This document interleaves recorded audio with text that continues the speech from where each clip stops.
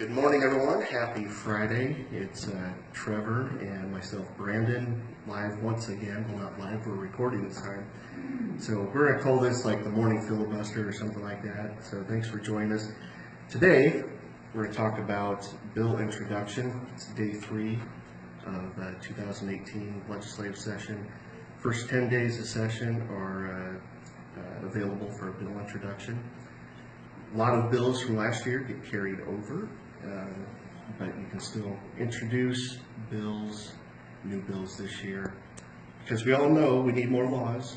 A little sarcastic nod out there to all of you who are in agreement with the general philosophy of this office. Anyway, so let's say you have a bill idea, or our office or any other office. In our case, we'll call this like the Widget Regulatory Repeal Act. So anyway, if we have a bill idea, whatever it might be, starts here in the office, or a citizen submits an idea to us, we'll try to do some research, find out if there's anything else out there like that, or what current statutes say about it. We'll put it in some good language, starting out here. Then we'll send it to the revisor's office upstairs, and they put that into the proper legal form that can be introduced into law. Once the revisors get done with it, they send it back to us, let us look at it, we figure out if there's any revisions that need to be made. We could go through many revisions over the course of that process. Finally, when it gets to the point where we feel comfortable, we want this to be the official bill that we're going to work with. Get to session here, we request from the revisors a 3-part, sometimes known as the blue copy, because it comes with this official blue sheet here. You see at the bottom, it says to the clerk of the legislature, because that's where it will be finally submitted once it goes upstairs. So looking at this document closer, you'll see that each bill has a request number. That's at the revisors. They assign a number to each bill request. And when we get it, this cover sheet here, you can see it has each of the senators listed. And that's because the senator can go up there and get co-sponsors to sign on. Now, some of them, usually they know in advance that they want to sign on to a bill. Sometimes it just happens on the floor. Other times, anybody can sign on to a bill after it's introduced as well. But they can certainly sign on right from the introductory process.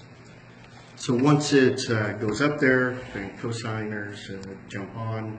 This then gets turned into the clerk, and the clerk's office assigns it a bill number. From there, it's officially read onto the record upstairs while in session. Then it gets referenced to the proper committee, and that's done by subject matter generally. And from there, you have a bill. It gets assigned a hearing date, public hearing, by that committee, and we'll save the hearing process for another day.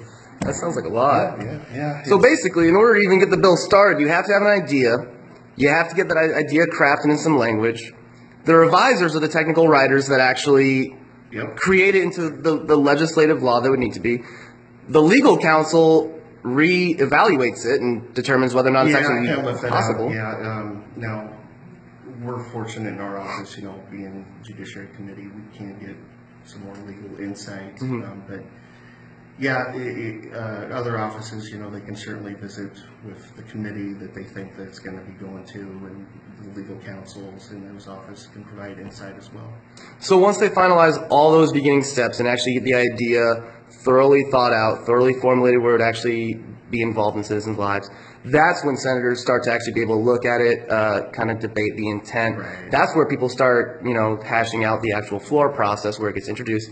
Is there actually a limit to the number of senators that can co-sponsor a bill? No. I mean, in theory, you could have all the other 48 on there. So good to go. That'd be awesome if it could. Moving on from bill introduction here.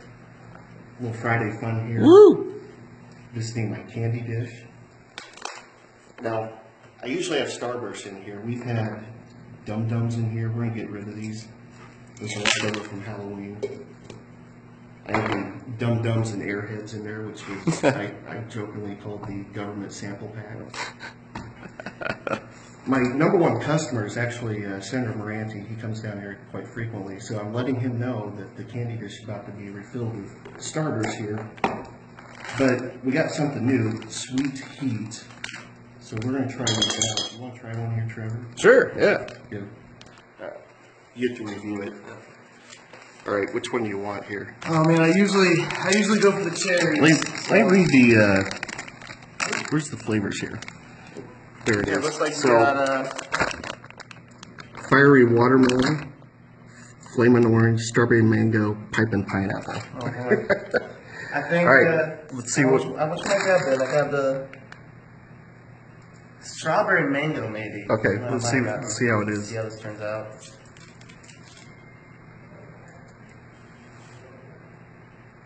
Pretty much like a regular Starburst. Little heat Might in be there. on it.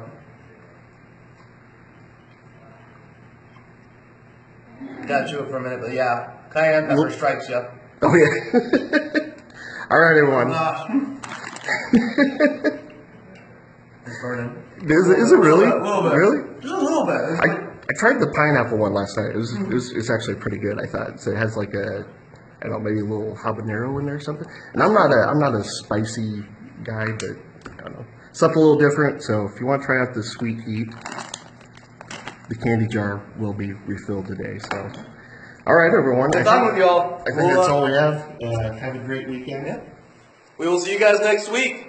Have a good one.